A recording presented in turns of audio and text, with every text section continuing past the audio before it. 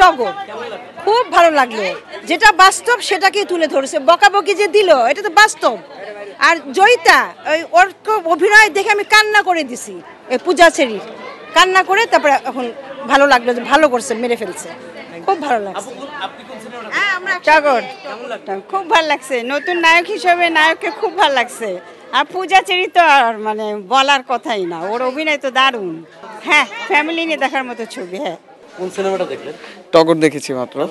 Realistic ছিল মুভিটা, খুবই ভালো ছিল। মানে আসলে মুভি তো সিনেমার মতোই হয়, কিন্তু রিয়েলিস্টিক কাহিনী স্টোরি যেগুলো আছে ওরকম সবাইকে ধরে রাখতে পারে না, এটা এরকমই ছিল, ভালো ছিল।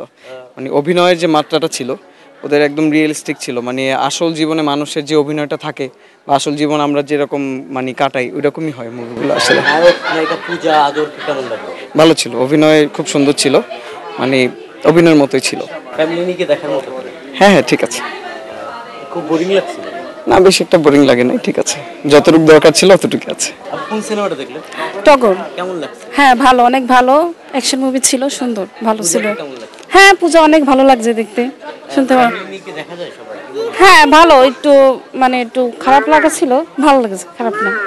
ভালো হয়েছে, খুব সুন্দর একটা ছবি, অন্যরকম অন্যরকম হয়েছে, দুজনের ক্যারেক্টারই খুব ভালো ছিল, খুব সুন্দর ছবি। ভালো ভালো ভালো। খবরের কাগজ, নিখাদ, নির্ভীক, নিরপেক্ষ।